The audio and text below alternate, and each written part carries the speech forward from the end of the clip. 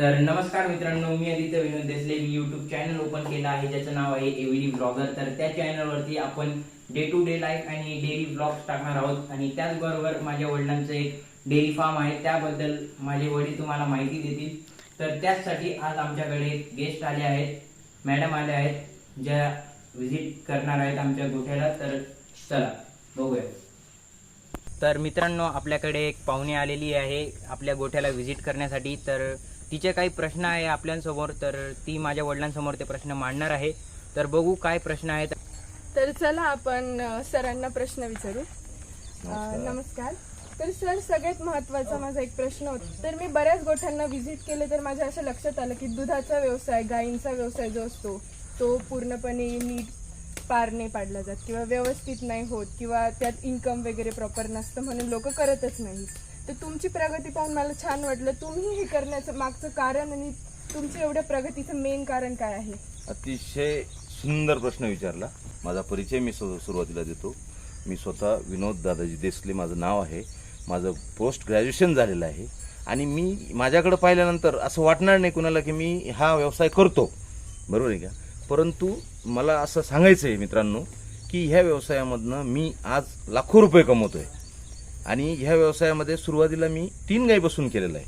पण फक्त त्याच्यामध्ये आहे ना सगळ्या गोष्टी महत्त्वाचं म्हणजे पेशन्स, त्याच्यानंतर सहनशीलता, जे की मी सुरुवातीला 3 गायींपासून केलं. मी असं नाही केलं की मी डायरेक्ट आणल्या 10 गाई 15 गाई आणून ठेवल्या आणि डायरेक्ट व्यवसायाला सुरुवात केली. तो व्यवसाय तेव्हा तोट्यात जात असतो. मी सुरुवातीला त्याच्यातलं ABCD पासून सुरुवात केली. मी 3 गाईपासून सुरुवात केली. 3 गाईंना मला काय होतं, मी 1 वर्षभर मी 3 गाईंवरच व्यवसाय केला. माझ्याकडे मला माणूससुद्धा लावता येऊ शकत नव्हतं मित्रांनो. तर मी त्या 3 गाईंवर मी व्यवसाय चालू केला. त्या 3 गाईंमधल्या मला काय काय नेमक्या अडीअडचणी आहेत, याच्यामध्ये काय समस्या आहेत, याला काय काय आपल्याला प्रॉपरली कसं जावं लागेल, ह्या अशा पद्धतीने मी 1 वर्ष त्याचा पूर्ण स्टडी केला. त्यानंतर जेव्हा मला वाटलं की नाही आपण 100% सक्सेस होऊ शकतो, मग मी हळूहळू माझा कॉन्फिडन्स वाढत गेला. मग मी 3च्या 4 केला, 4च्या 5 केल्या, 5च्या 6 केल्या.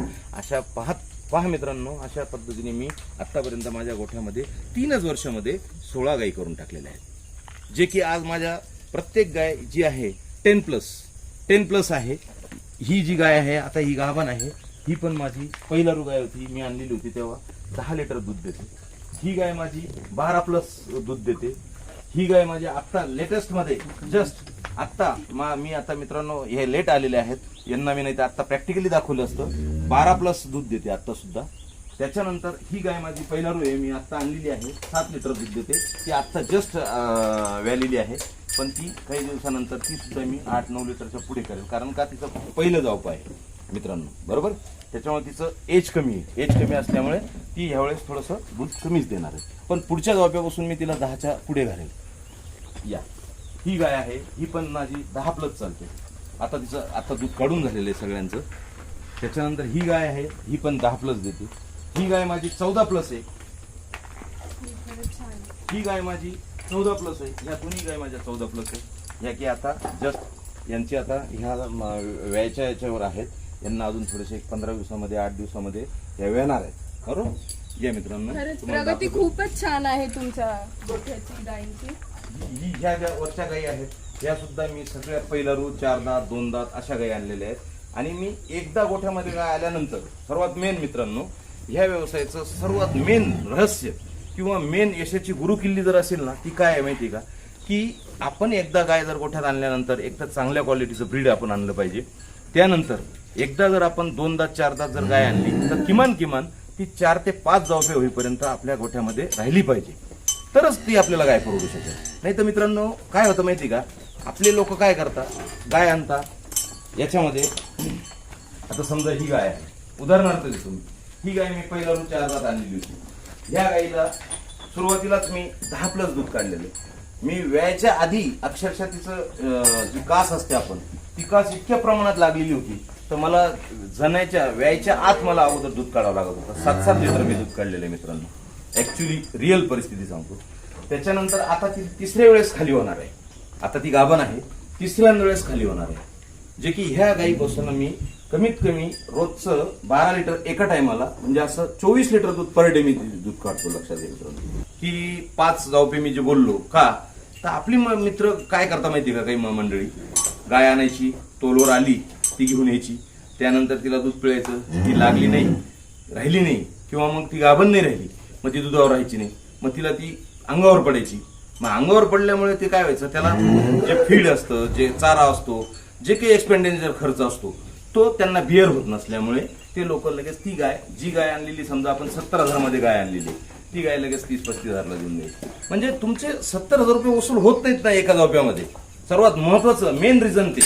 मग तुमचा व्यवसाय तोट्याला जाणारच आहे ना, बरोबर आहे का मित्रांनो? तर मला असं सांगायचंय की व्यवसाय करत असताना तन मन धन अर्पण करून आपण 100% डिवोशननी त्याच्यात वेळ द्या. तर सर्वात प्रथम आम्ही गायींना खाद्य देतो. खाद्यामध्ये आम्ही काय काय देतो? खाद्यामध्ये आम्ही तुमची कांडी असते, त्याच्यानंतर ठेप असते, त्याच्यानंतर मक्का भरडा असतो. हे 3 गोष्टी. त्याच्याबरोबर सप्लिमेंटरी म्हणून आम्ही त्याच्यामध्ये मिनरल मिक्सचर देतो. मिनरल मिक्सचर का द्यायचं असतं? मिनरल मिक्सचर याच्यासाठी द्यायचं असतं की गाय गाभण राहण्यासाठी आपल्याला जे प्रॉब्लेम येतात, गायी गाभण राहण्यासाठी प्रॉब्लेम यायला नको म्हणून आपल्याला ते मिनरल मिक्सचर द्यायचे. त्यानंतर कॅल्शियम सुद्धा आम्ही का देतो? कॅल्शियम देण्यामागचा उद्देश असा असतो कारण आमची 10-12 प्लस गाय आहे. मग ज्या गायीने 12 लिटर दूध देते पर डे, दिवसाला 24 लिटर दूध जर देत असेल तर त्या गायीला कॅल्शियमची गरज आवश्यक आहे आणि दिलंच पाहिजे. जर देत नसेल तर ती विकनेस येईल तिच्यामध्ये, बरोबर आहे का मित्रांनो? त्यामुळे हा व्यवसाय आपला यश फायद्यामध्ये राहण्याचं कारण ते पण असू शकतं. या मित्रांनो पुढे दाखवतो. ह्या पण सगळ्या ज्या आहेत सगळ्या 10+12+. आता यांना चाऱ्याची व्यवस्थापन कसं असतं माझं? चाऱ्याचं व्यवस्थापन जे आहे तुम्ही पहा मित्रांनो. आता माझ्या गायींचं दूध काढलं गेलेलं आहे आणि मक्का टाकला जातोय. भुट्ट्यावरची मक्का आहे, जे की आपण त्याला बिट्टीवरची मक्का म्हणतो. भुट्ट्यावरची जी चिकाची मक्का असते. त्यानंतर माझ्याकडे मुरघास संकल्पना पण आहे. मी मुरघास पण बनवतो. मुरघास केव्हा बनवतो? जेव्हा उन्हाळ्याच्या वेळेस जेव्हा माझ्याकडे हिरवा चारा अवेलेबल राहणार नाही त्यावेळेस मी काय करतो, माझ्या शेतातच, माझ्या स्वतःच्या घरच्याच शेतामध्ये मी 5 एकर क्षेत्रामध्ये फक्त चाराच पिकवतो, जे की माझी मक्काच असते मेन म्हणजे. आणि त्या मक्यापासून मी मुरघास तयार करतो. मुरघास तयार करतो म्हणजे मी बॅगा वगैरे स्टोअर करून ठेवतो, भरून ठेवतो. 21 दिवसानंतर मग त्या बॅगा आपल्याला कामात गायींना खाण्यासाठी लायक होतात. अशा पद्धतीने मी करत असतो. आणि माझा दुसरा प्रश्न आहे की तुम्ही हा गोठा सुरू करण्याचा निर्णय कसा घेतला? तुम्हाला प्रेरणा काय होती? येस, खूप चांगला, अतिशय चांगला प्रश्न आहे. मलाही मित्रांना सांगायला आनंद वाटेल की मी ह्या व्यवसायामध्ये कसा आलो किंवा याच्या मागची प्रेरणा काय होती. तर मी एक सर्वात महत्त्वाचं म्हणजे असं सांगणं आहे, मला मी जरी जॉब केलाही असता किंवा कुठं काही केलं असतं तर मला किती मिळाले असते? 15-20 हजार रुपये महिना. मी आज ह्या ठिकाणी 1 लाख रुपयाच्या पुढे महिना कमवतोय. मग मी याच्यामध्ये सक्सेस का नाही राहणार किंवा का नाही मी करावा हा व्यवसाय असं? तर मित्रांनो मलाही तुम्हाला सांगायचं आहे, फक्त करण्याची, याच्याकडे पाहण्याचा जो दृष्टिकोन आहे तो वेगळा असू नये. सर्वात महत्त्वाचं आहे मला हेच सांगायचं आहे की सर्वांनी याच्याकडं असं नाही करायचं की अशी शेतकरीच हा व्यवसाय करू शकतो. आपणही टेक्निकली पद्धतीने व्यवसाय करू शकतो. टेक्निकली पद्धतीने आपण उतरू शकतो आणि हा व्यवसाय आपण यशस्वी करू शकतो. तर तुमची आणि ह्या गोठ्याची दिवसाची दिनचर्या कशी असते? रुटीन कसं असतं? तर आमच्या प्रेक्षकांना थोडं सांगाल का? यस, नो प्रॉब्लेम, काही अडचण नाही. अतिशय चांगली सुरुवात, जे की सकाळच्या रोजच्या पहाटेपासून आमची पहाटे 3:30 वाजेपासून दिनचर्या चालू झालेली असते.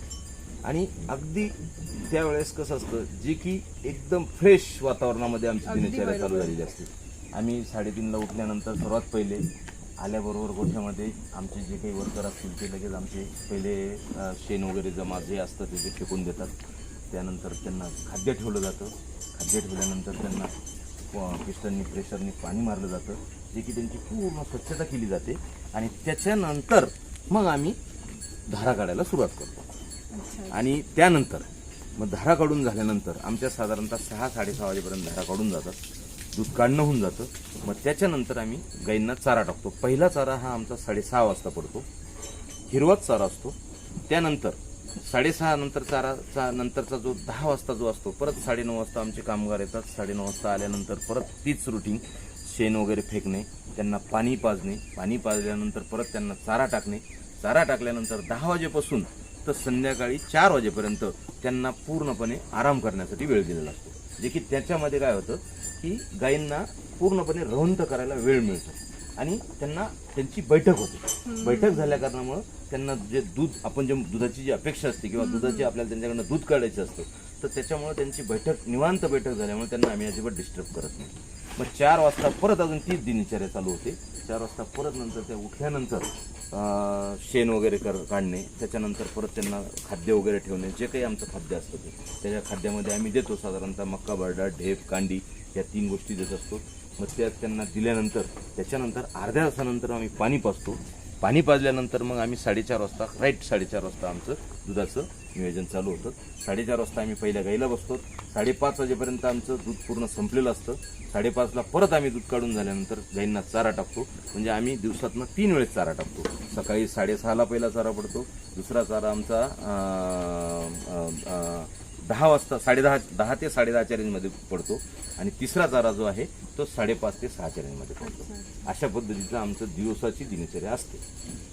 तर अगदी मला छान वाटलं, म्हणजे तुम्ही जे सांगितलं की गायींची तुम्ही क्लिनिंग करता, त्यांना बसण्यासाठी, बैठक करण्यासाठी टाइम देता, म्हणजे एकदम आपल्या घरातल्या व्यक्तीसारखं त्यांना जपतात. हो. आणि तसं केल्याशिवाय आपल्याला ह्या व्यवसायामध्ये काही प्रॉफिट, काही आनंद मिळतो. ते केल्यामुळे तुम्हाला या गोष्टीत पण आनंद मिळतो, आणि त्याचमुळे तुमची जी सक्सेस आहे हो, ती 100% दिसून येते. कारण मी गोमातेचं सेवा करतोय. बरोबर. सर्वात मेन म्हणजे पैसा तर कमवतोय आपण, बरोबर. पण पैशाबरोबर आपल्याला एक मानसिकता अशी मिळते की आपण एका गोमातेची सेवा करतोय. आपल्या हातून एक गोमातेची सेवा होते. गोमाता म्हणजे कोण आहे? आईच्या जागेवर आहे, आणि आईची सेवा करतोय आपण. बरोबर. त्याच्यामध्ये त्याच्यापेक्षा जास्त आनंद कुठला असू शकतो? एकदम बरोबर.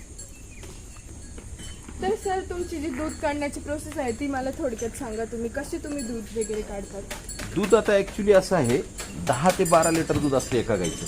त्या हातानं काढणं थोडंसं पॉसिबल होत नाही. बरोबर, अगदी. मग त्यासाठी आम्ही मशिनरीचा वापर करतो. मशिनरीचा असा वापर करतो, ही पाहिजे मशिनरी समोर आहे, जे की दुधाचं मशीन म्हणतो आपण याला, जे की ॲट अ टाइम एका वेळेस 40 साडांचं दूध काढतं.